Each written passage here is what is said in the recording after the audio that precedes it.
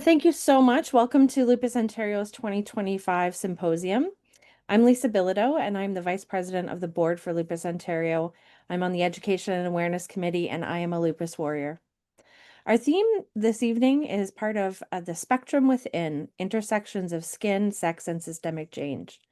Yesterday, we had two engaging sessions, which will be available as recordings on our YouTube channel soon.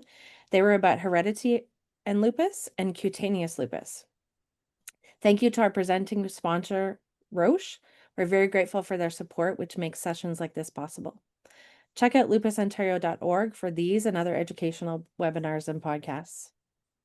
Lupus Ontario's mission is to provide vital support, education, awareness, advocacy, and research through the fundraising efforts of our staff and volunteer community to help those with lupus live longer, healthier, and better lives.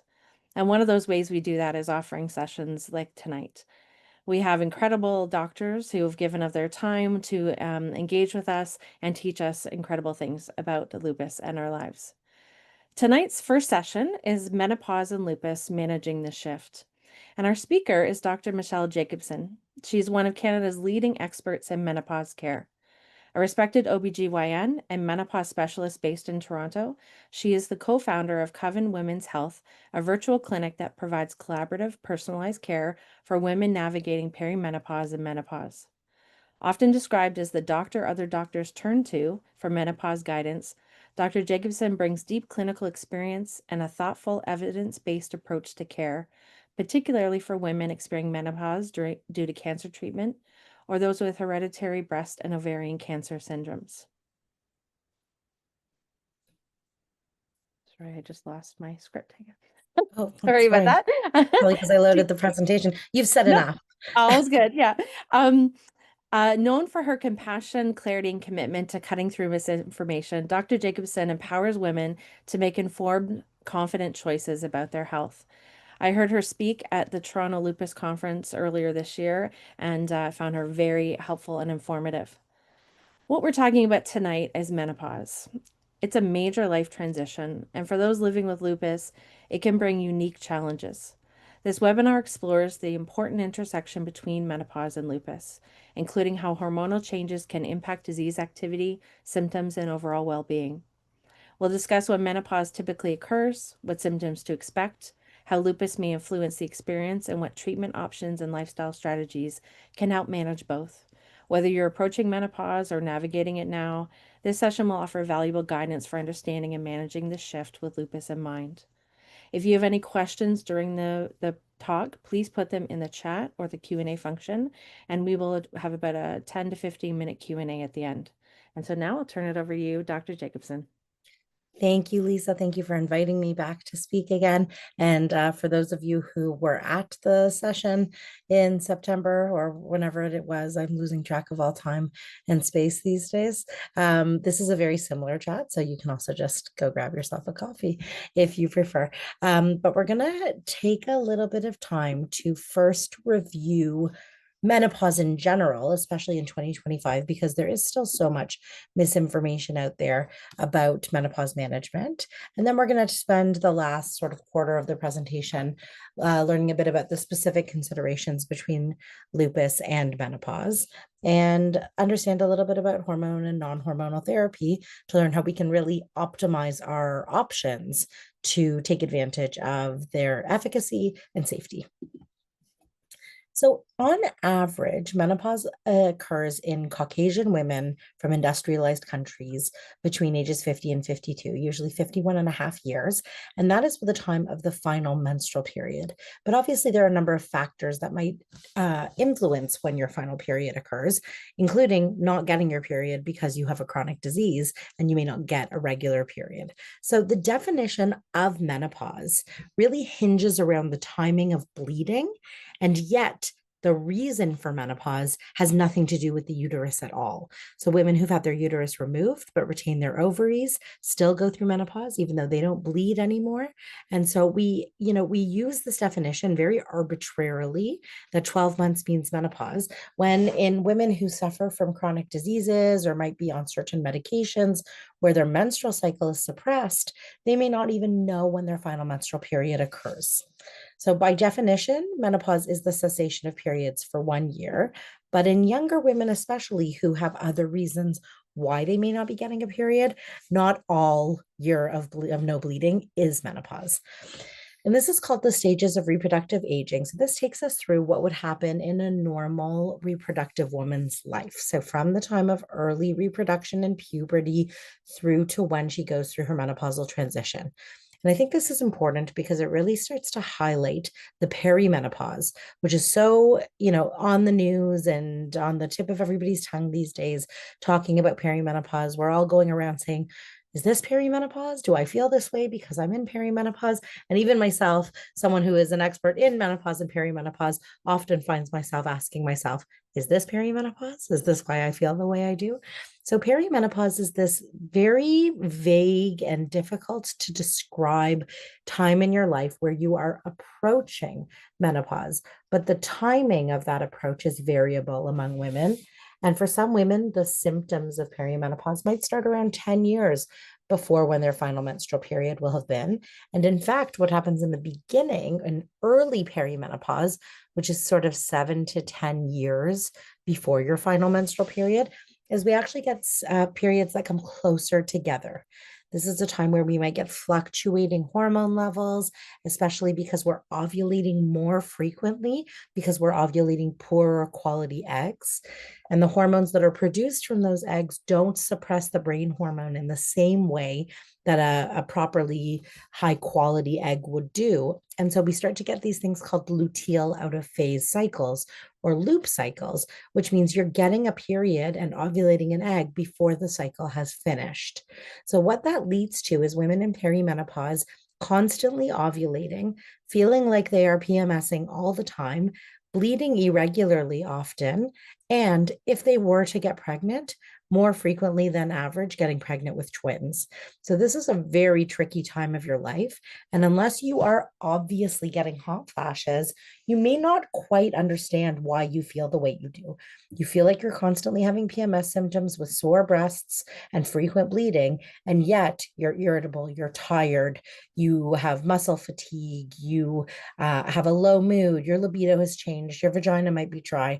And it's not always obvious that what's going on is perimenopause.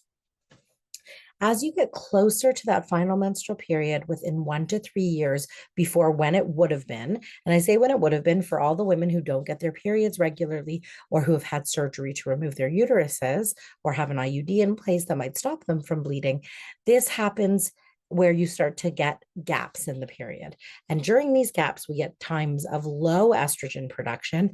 And this is when it's more common to get hot flashes, night sweats, and the very classical symptoms of menopause. Once we hit that final period and then go a year without getting another period, we're able to make the diagnosis of menopause. But for women who don't get periods and start to become symptomatic at an average age, we are able to diagnose them with perimenopause, and it doesn't matter when that final period would have been. In terms of the most common symptoms, when about 1,000 women were surveyed to see what symptoms they got, we saw that hot flashes and night sweats were by far the most common symptom of menopause, where about 90% of women will suffer. But there are other symptoms that are also very, very common. And of course, these symptoms are not mutually exclusive. So about half of women will have trouble sleeping, and that sleep doesn't necessarily have anything to do with waking up from being hot. It can be that they have trouble falling asleep, that they wake up in the middle of the night and have trouble falling back asleep, or they wake up and they have anxious, racing thoughts, or they're waking up because of a night sweat, or they might wake up very early in the morning. And all of these are sleep problems that can be solved in different ways. They might have something called the genitourinary syndrome of menopause, which means vaginal dryness, irritation, abnormal discharge, itching. They might have pain or bleeding with sex, trouble with arousal, lubrication, and orgasm, or trouble with the lower urinary tract, where we get frequent urinary tract infections or peeing often or during the night. The mood is often impacted about half of the time by perimenopause and menopause, where women will note irritability commonly in perimenopause. They might have low mood or depression. They might be anxious, but rage and irritability are very common symptoms women will describe even in the absence of a sense of depression. All of this obviously impacts your libido. You wouldn't expect someone to be sweaty and not sleeping at night with a dry vagina and depressed and then say, and I just can't figure out why am I libido is reduced as well, right? So these are multifactorial and they all overlap with one another. And then there are the problems that affect our long-term health. So in menopause, we get thinning of bones because estrogen is a potent bone protector. And when the bones lose density, they are more likely to fracture. And in lupus, this is particularly problematic because you may have taken steroids at some time in your life, or you may have gone through menopause at a younger age. And this all predisposes us to a higher rate of osteoporosis later in life. And we all know somebody that all it took was a hip fracture to land them in the hospital and they never quite got out. So protecting the bones is very, very important, especially for women who have been immunocompromised during their lives. Women will note that they gain weight around their abdomens, and that weight gain is important, not just because you don't like the way you look anymore or your pants don't fit, but weight gain around the belly is a sign of visceral adiposity, which means deep fat around the organs. And this fat predisposes us to diabetes and to other cardiometabolic diseases. And of course, there are the women who are bothered by their hair thinning, their skin drying, more wrinkling. And really, I try and take the approach that whatever your symptom is that's bothering you, it is important and it is valid. So we like to break these symptoms up into organ systems where the brain can be impacted by hot flashes and night sweats, by trouble with sleep or mood, and with cognitive changes. So oftentimes women will complain about brain fog or word finding difficulties, and verbal memory is often the first thing to go where you can't quite remember the word you're looking for. It's on the tip of your tongue. And I laugh because I was giving a talk earlier today about iron deficiency anemia and the symptoms. And I wanted to say that the symptoms were insidious and I just couldn't remember the word. So I used all the other words I could think of to describe it. But this is a very common sensation of just not remembering which word. The good news is this does not mean that you will get Alzheimer's or cognitive decline later in life. So the cognitive changes that happened around perimenopause and menopause do tend to get better. They do not necessarily mean that you will go through an early dementia, but especially in women with a history of autoimmune disease or who may have been on ovarian suppressing medications, if you have gone through menopause prematurely, you are at greater risk for Alzheimer's disease and Parkinsonism later in life. And this can be prevented if it's safe by taking hormone therapy. Sexual function, we talked about a little bit, and this is both sexual and lower urinary function, skin, mucosa, and hair changes. And some of the things are tricky. So in autoimmune disease, we often see dry eyes or dry mouth, and it's hard to parse that out from what you see at the time of menopause. And we're also talking more about menopause at a time where we're also staring at screens all the time, the little screen and the big screen. So one of the things I learned from an ophthalmologist is the best thing you can do for your dry eyes is actually to take a 20-minute break and look away from your screen for 20 seconds and focus on something about 20 feet away. It's called the 20-20-20 rule. And it's important for eye dryness, which gets worse around menopause, but can also get worse with using hormone therapy.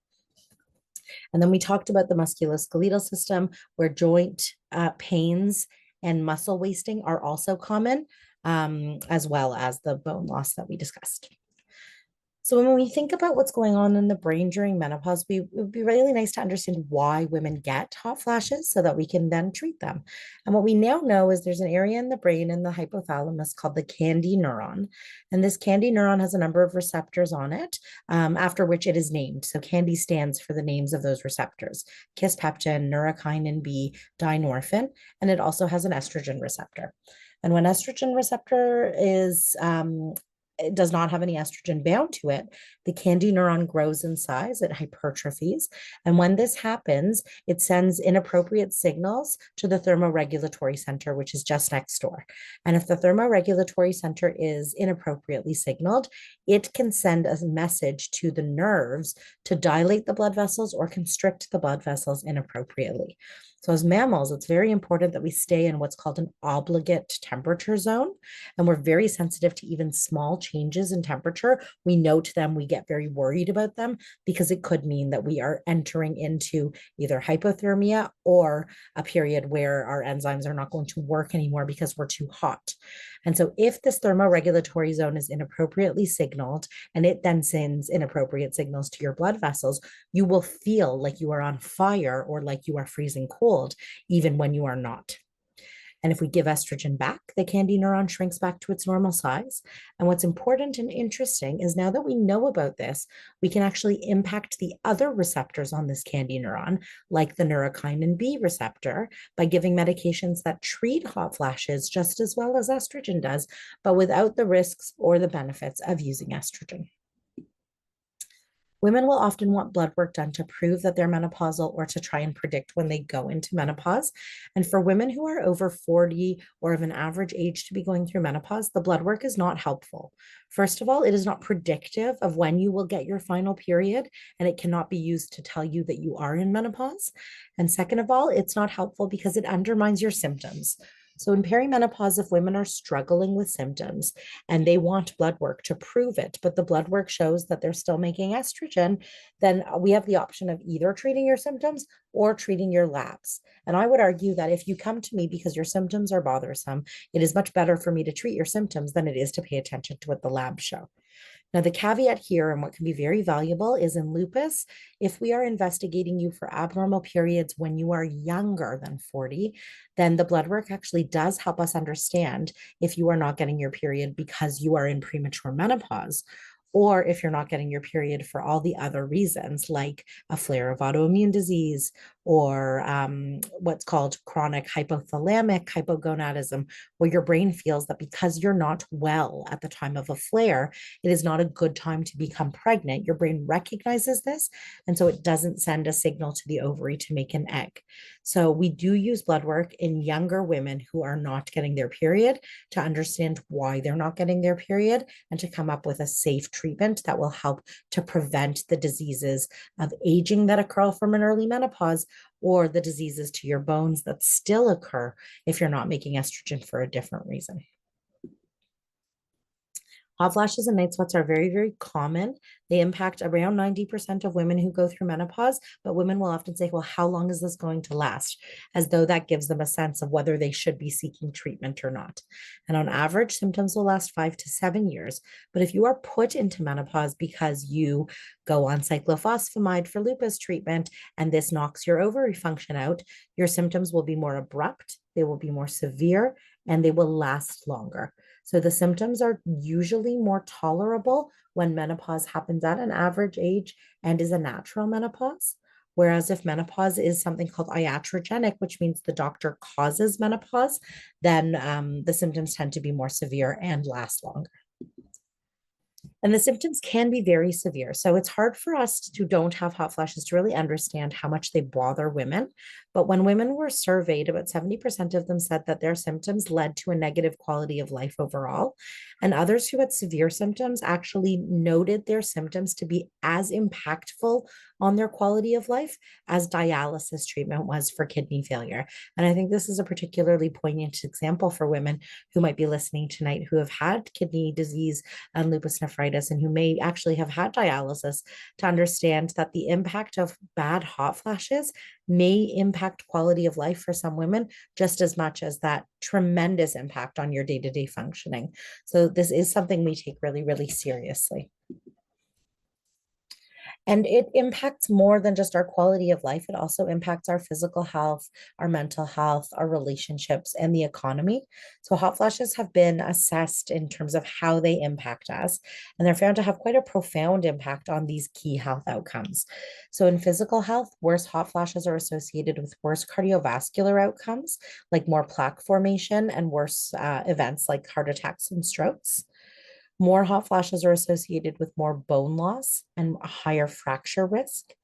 And more hot flashes are associated with more aging, where their DNA can be tested to see the number of repeats at the end of a DNA fragment as a sign of aging. And worse hot flashes are actually associated with worse DNA findings. In terms of our mental health, our hot flashes can impact our sleep, of course, but as well as our mood and our cognitive function.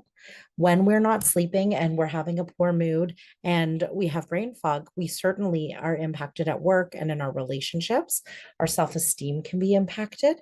And the economic burden of hot flashes has been assessed by the Menopause Foundation of Canada with an estimate that was quite staggering in terms of workplace productivity and healthcare resource utilization, that menopause costs the Canadian economy $3.5 billion annually, where women are leaving the workplace. They are not taking promotions.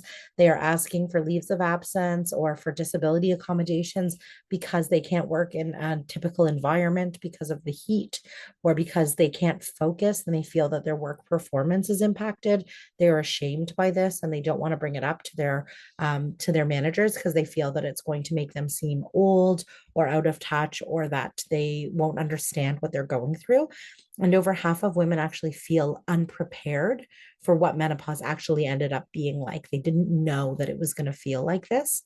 And there's a lot of chatter around this now. And the thought is that perhaps it's menopause that has actually impacted women who were in their mid careers, in their 40s and their 50s, and really approaching those executive level jobs who then have pulled back because of their menopausal symptoms. And this has led to less female executives being in that sort of upper world of business over the years. So this is, I think, a really interesting and evolving area. This is an issue of social justice. So just like having lupus is in many ways going to impact your life on all different levels, and you need to be accommodated for the way lupus impacts your life. So too is being an aging woman in society. So globally, we think menopause and age is an issue of gender equality. And that's discrimination for aging women in the workplace is as much a social justice issue as anything else. So we have to sort of bring menopausal women and aging into our framework when we think about marginalization and social justice in the workplace. So when it comes to treatment for menopausal symptoms, there are treatments, and there are treatments that most women with lupus can still consider using. It's very frequent that women who've got medical problems, lupus being one of them, when they're hearing all this talk around menopause and hormone therapy, and that hormone therapy is the fountain of youth, they're thinking, well, poor me, and now I'm being excluded from this very important therapy because of my disease. And I think that that is a misinformation. There's a ton of misinformation around menopause out there, but around the utilization and the importance of hormone therapy, this is more recently being overstated. And in terms of the kinds of medical problems that might impact a woman's ability to take a certain therapy, there's also a lot of mythology out there around that, where the simple answer is that most women who have a history of lupus can take hormone therapy safely, but it should be given in a nuanced and medically appropriate way. So Health Canada and the SOGC recommend hormone therapy for the treatment of hot flashes and night sweats.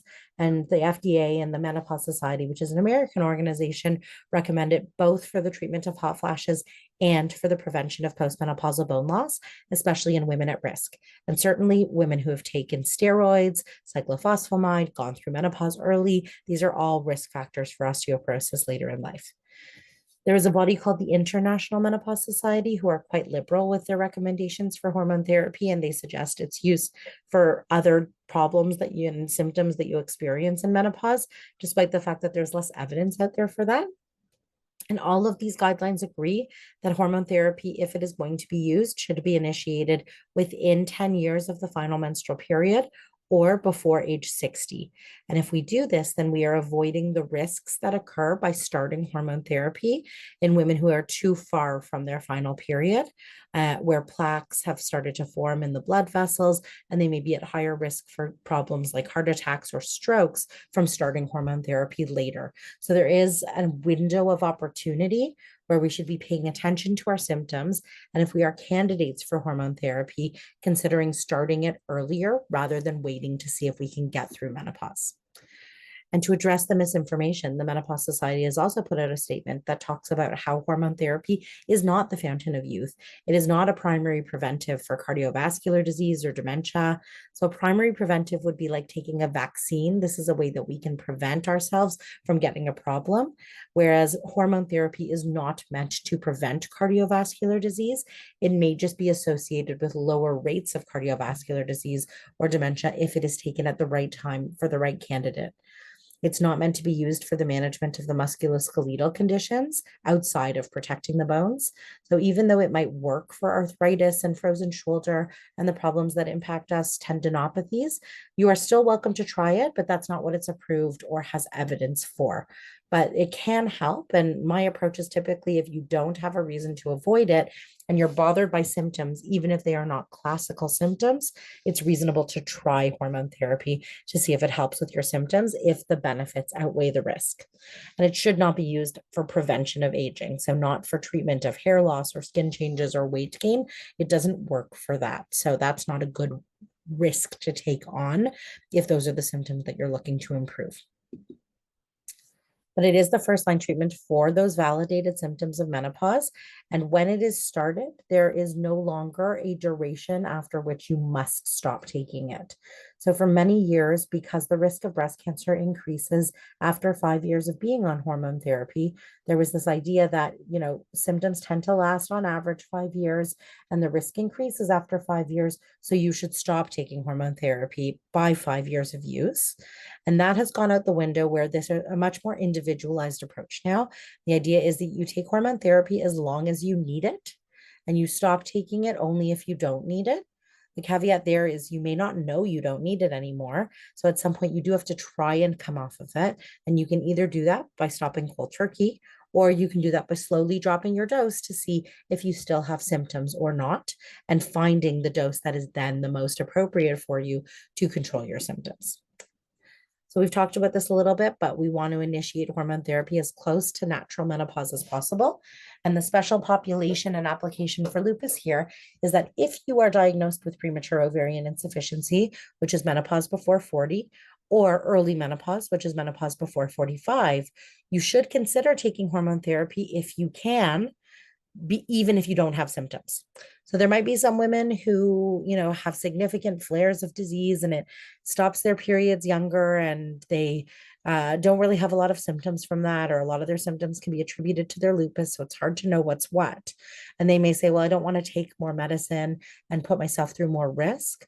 But for younger women who go through menopause too early, it is actually safer to take hormone therapy than not to, because these are the populations where hormone therapy actually can be preventive for heart disease and for brain problems and for osteoporosis.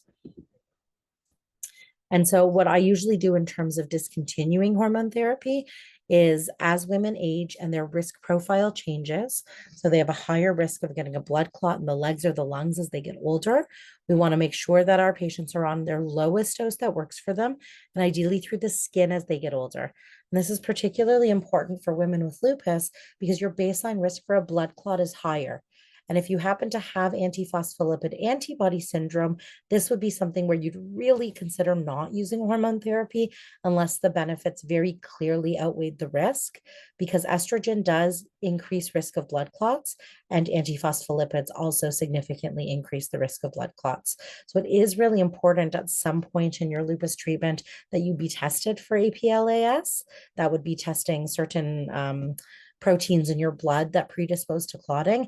And if they are high, not considering using hormone therapy, or if you are going to use it, you want it to be the lowest dose and through the skin as much as possible. So how do we decide what to use? Well, this really depends on your health, what you can afford, what kind of a drug plan you have, if at all, your comorbidities like the presence of lupus and whether you have antiphospholipid antibodies or not. If you have a uterus, you have to take estrogen and a uterine protective agent, which is usually progesterone. And if you have had a hysterectomy, then you can take estrogen alone, which is overall a simpler way to prescribe hormone therapy. But all this gets taken into account when we help you choose a regimen. And the regimens can be a combination estrogen and progestogen, where estrogen can be given either orally or through the skin. Orally at higher doses is associated with higher rates of clot. If we take it through the skin, this can also be associated with higher rates of clot if the dose is higher.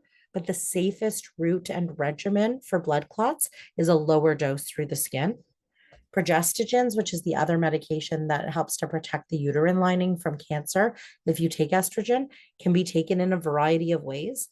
If you take it by mouth and it is progesterone, this is also associated with less blood clotting and less high blood pressure. And those pills can be taken either by mouth or through the vagina.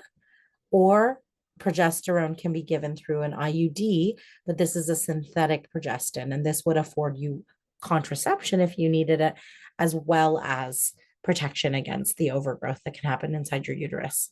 And then there are a number of combination products that are either oral or can go through the skin.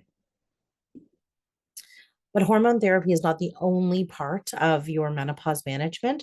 We like to think of menopause as an important time where you sort of take stock of your life and your decisions, and you make decisions that are going to be healthier for your long term health, like quitting smoking if you're a smoker and minimizing your alcohol use and trying to maintain a normal body weight if possible, and giving yourself the best opportunity for sleep and stress reduction and exercising. So, just like the time of a diagnosis is a time where you often feel very inspired to live a healthier life, or pregnancy can be that as well for some women, menopause should be a time where you are actually at most risk for the cardiovascular and metabolic changes that will impact your long-term health the most. And so I would really encourage you to use this time to try and remake those decisions, which can be very, very helpful for your long-term health.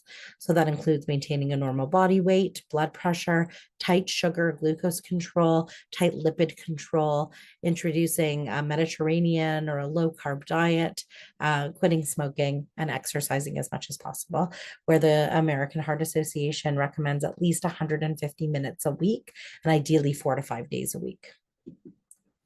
And people will often ask about their brain. They're very worried that their menopause is going to lead to them having dementia, or they're worried about dementia in general. The same things that you can do to help maintain good heart health will also help to maintain good brain health. And some of the other things that you can do, which are specific to brain health, include picking up a hobby or enrolling in a sport or a group that allows you to stay well connected to other people, because loneliness is a big risk factor for cognitive problems. And exercise your brain by trying to create new neuronal pathways, either by exercising your verbal memory like a crossword puzzle, or learning a new musical instrument or language, which actually lays down new pathways in your brain and is something you can pick up or do at any time in your life. Now, some people will wonder, well, I have lupus. Does that mean that I can't take hormone therapy? In which case, why have you wasted my time for the last 30 minutes? Hormone therapy is not contraindicated in lupus alone, but there are lists here that are going to apply to you potentially. So, certainly, if you've ever had a blood clot in the legs or the lungs, or a stroke, or you have antiphospholipid antibody syndrome, these are all going to be reasons that you would probably want to avoid hormone therapy. Or if you were going to use hormone therapy, try to minimize the risks as much as possible. Similarly, active liver disease is on the list of contraindications. And that's a very vague thing to say. It's hard to know who has liver disease and who doesn't.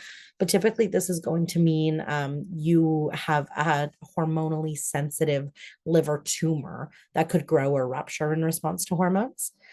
In your reproductive years, you may have been told that you can't take hormones. Usually, that is because you have a contraindication to taking birth control pills. And what I have in here in the purple box are contraindications to birth control pills, but not contraindications to hormone therapy. So you can take hormone therapy if you are a smoker, or if you have migraines, or if you are overweight, or if you have high blood pressure, whereas you may not want to take birth control pills in those situations. But if you do have a contraindication to taking hormone therapy, there are still many options that you can use for treatment, both of hot flashes and for the other symptoms of menopause.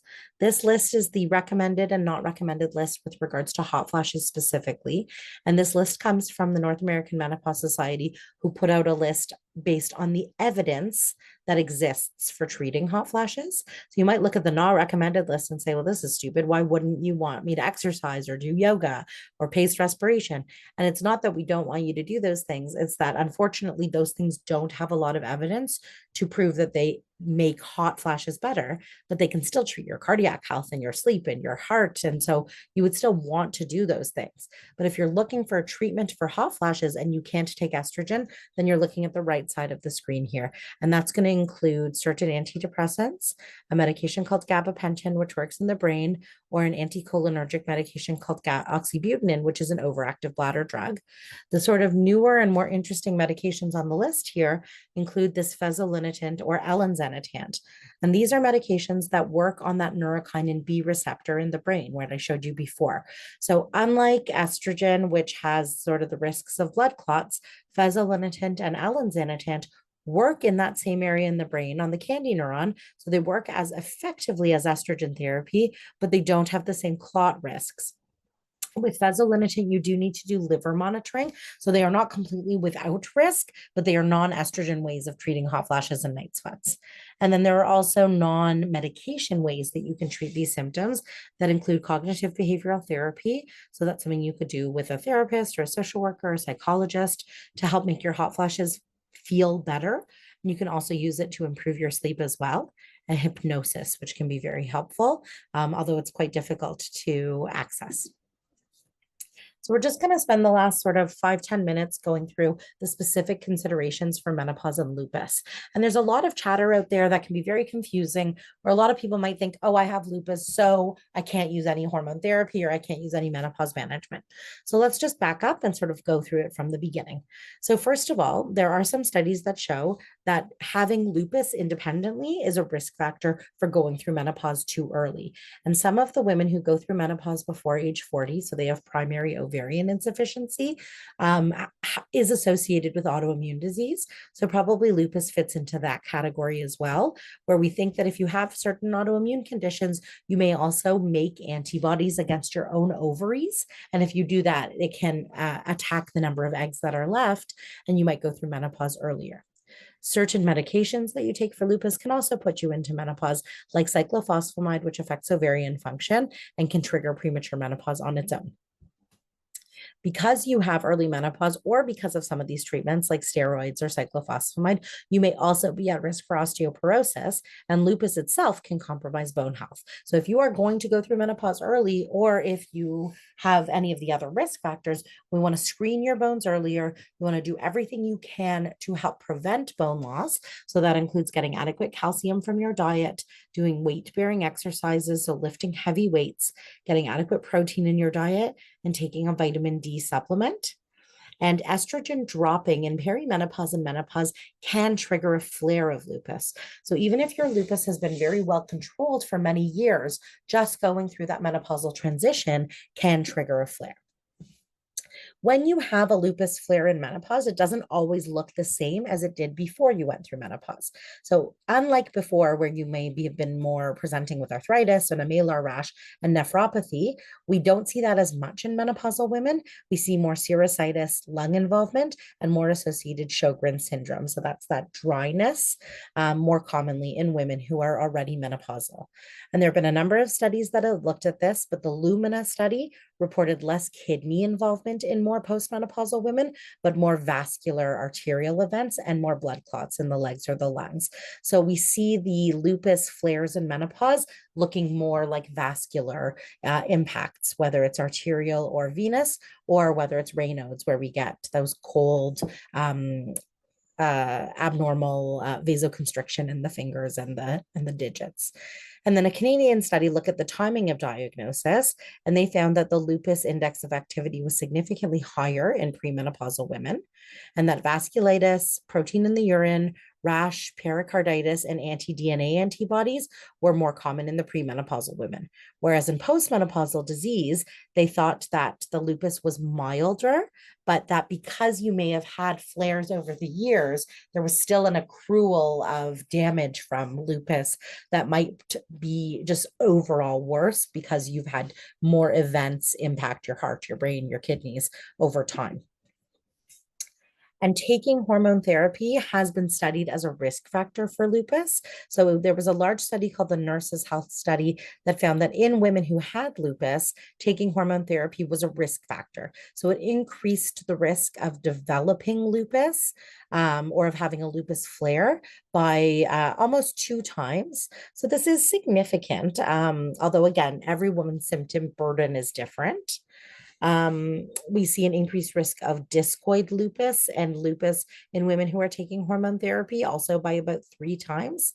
And a study that looked at women who were stable, who had stable lupus, who took hormone therapy, and not a hormone therapy that we often use these days, but one of the older regimens, had more flares, although they tended to be mild and moderate flares.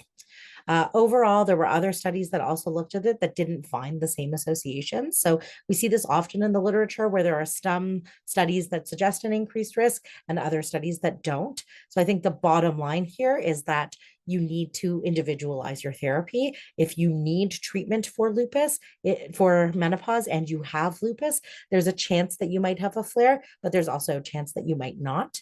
And tibolone is a hormone therapy that is oral as well. So it is also associated with clotting. But it's been around in Europe for 30 or 40 years, even though we only got it in Canada about 5 years ago. And in the studies that looked at tibolone and lupus, they did not see an increased risk of disease activity.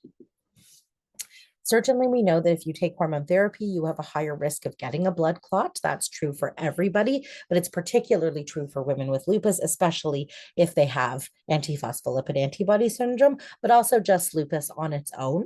So that means that we would really want to err on the side of hormone therapies or non-hormonal therapies that confer the least risk of thrombosis. So that would typically be within hormone therapy, low dose estrogens through the skin, and micronized progesterone, or erring on the side of using a non-hormonal therapy like elinzanetant and fezolinetant, like we talked about. And then when it comes to guidelines that are out there are sort of 3 societies that take a position on the use of hormone therapy. And like always, they all say different things.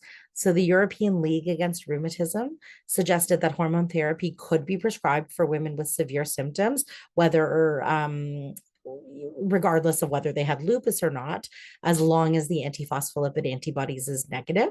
So that's quite a reasonable approach, right? It says that your diagnosis of lupus is not a contraindication to hormone therapy, but if you've got symptoms that are bothersome, you should consider using hormone therapy, but you should not use it if you have positive antiphospholipid antibodies. The Brazilian Society states that lupus is a contraindication to hormone therapy because of the risk of thromboembolism, blood clots in the legs or the lungs. But then they also say if you're going to give it, so they sort of give some tacit permission, it should be delivered transdermally. So, sort of saying the same thing. And the American College of Rheumatology guidelines say that hormone therapy is effective for the management of hot flashes in women with lupus, and it is not a risk for severe lupus exacerbations. So, if you need to use treatment for lupus and you don't have antiphospholipid antibodies, you could consider using hormone therapy. So I always like to make sure that you leave a talk with some links or some resources to know where to get information. So these are the references that helped me make this presentation. So these references are very specific to menopause and lupus. I'll give you guys a second to take a picture of your screen if you would find that helpful. And then these are places that you could go, websites in Canada that are not lupus specific, but that might give you some helpful information or guidance on how to manage menopause. So the link at the top is the Canadian Menopause Society's Menopause Hub. So this is a place that you can go for a bit of a primer on menopause, much of what we talked about tonight, and then also important landmark articles and recommendations, and a link to something called the MQ6 website, which is a validated survey that you can find out if you have symptoms of menopause. And if you bring it to your physician, it could be a way to open the conversation if you don't quite know how to advocate for yourself. The Menopause Foundation of Canada is an outstanding resource. It is an advocacy organization that was started by 2 women whose menopausal symptoms kept them from being able to do their jobs. So once they figured that out, they started this amazing advocacy foundation that has been so important at advocating for women and for menopause accommodations in the workplace. The SOGC, or Society of OBGYNs of Canada, has menopauseandyou.ca, which has good information on it. And then, as I mentioned before, I do have a private clinic that is virtual for women in Ontario and certain other provinces called Coven.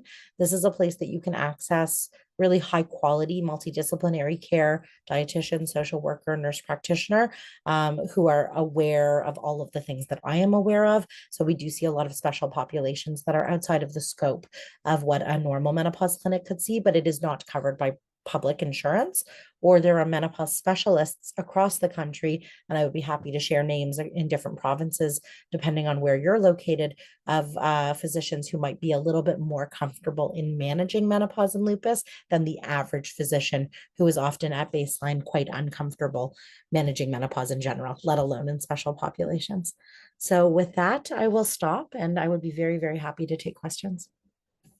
Thank you so much, Dr. Jacobson. That was really fascinating.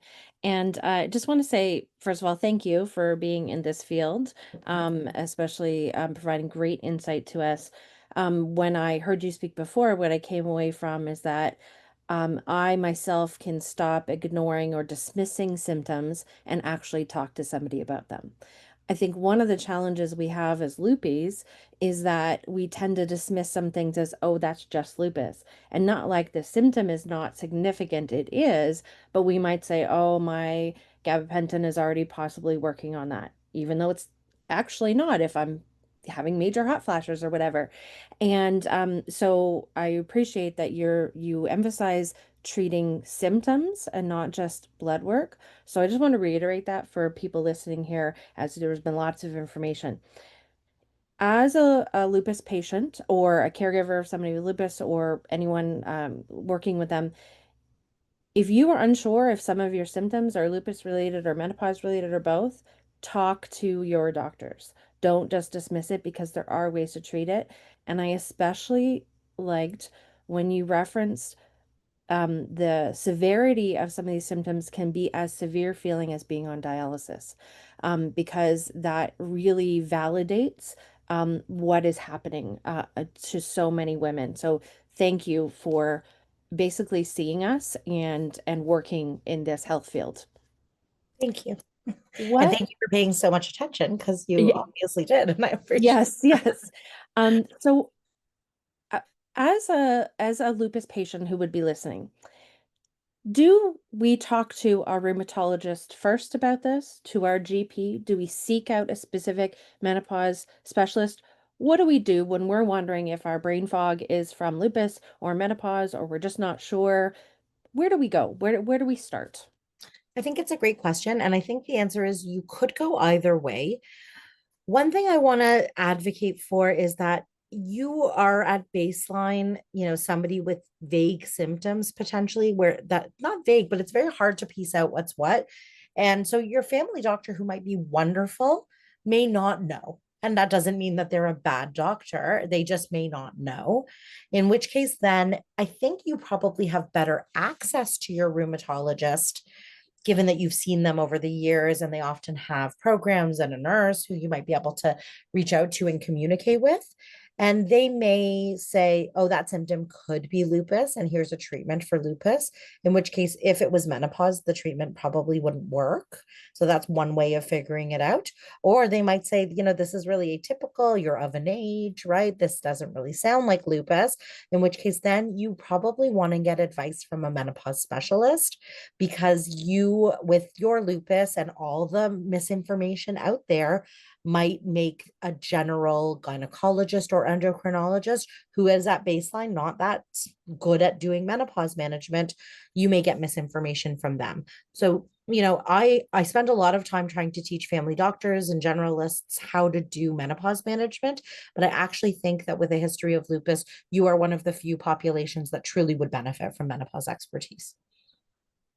That's really great, really helpful. I also appreciate too all the areas where you highlighted where there could be perhaps contraindications or perhaps concerns. If people read somewhere, for example, I can't go on hormone replacement because of this or that, and how you showed the variation and how it is really individualized. So again, this is just a reminder for our audience, you are unique, and so don't just dismiss something, talk to your doctor. If your doctor doesn't have the expertise, you can seek another doctor. If your rheumatologist or GP is a male and you're uncomfortable talking about this, although let's be clear, many lupus, we're so complicated, we're mostly an open book. But if you are, then you can seek a female doctor if you're more comfortable in that way. But advocate for yourself, because there is no reason for us to suffer with something that is treatable. And really appreciate people like yourself. There is, if anyone else has any questions, please put them in the chat or the Q&A. There is one question here that says, Most rheumatologists say lupus flares get better after menopause. I have late menopause, age 56, but my lupus flare symptoms length is far worse and I can't find an appropriate treatment. Why would a woman get worse after menopause? How are they different from the typical lupus patient? And other than a rheumatologist, who can they seek? So I can see that this question was put up at 7:24, and there's a bunch of really good questions in here. And I think we did address a lot of these I think so too. questions, but the bottom line is that it's very possible that your hormonal fluctuations and flares due to your late menopause are causing you to have a flare of your lupus. And even though traditionally those flares are not as severe as they might have been when you were younger, they still should be treated. And so you would be someone who would want both of those problems treated, your lupus flare with lupus medications, which I don't pretend to know much about, and your menopausal symptoms. And they might get worse because at any time of hormonal fluctuation, most autoimmune diseases either like a third get better, a third get worse, and a third stay the same. You'll hear this a lot in pregnancy and similarly in menopause.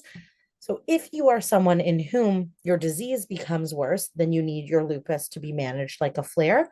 But the other approach to it is trying to treat the menopause by smoothing out the hormonal transition, in which case you may get less flare because you are now controlling the hormonal fluctuations, and you may get relief from some of the symptoms that you were interpreting as a lupus flare, but they're actually a menopause symptom. I liked what you said earlier too about how if something seems like it's you might think it's a lupus, but the lupus medication is not treating it, then try the menopause medication and see if that treats it. That's a really good approach. And something I too just want to encourage our community here is many of us are on several different medications to manage our lupus and the various comorbidities or organ issues we may have. And sometimes we are hesitant to add another medication, whether that be transdermal or an oral or whatever have you. But the reality is, when you look at those, the ways that these symptoms impact our lives, if even just getting better sleep by being on a hormone therapy helps your sleep better, so your body's going to heal better, therefore your organs are going to go better, therefore your mood is going to be improved and your depression is going to be mitigated a bit, and you're going to have more energy, and adding another medication to receive all those benefits is highly beneficial. So if anyone is hesitant about that because of adding one more thing, trust me, it could make a big difference for you. I think that's very insightful. And that focus on sleep is a big part of what I do in my practice. Like it's so obvious when you break it down, right? We talk about it with libido all the time. Like if you are moody and tired and you hate your body, you're probably not going to want to have sex all the time. And yet it's very hard for women to come to that sort of conclusion when they're looking into themselves. If you are not sleeping every single night, everything about your life is going to be worse. No doubt. Hmm. Absolutely.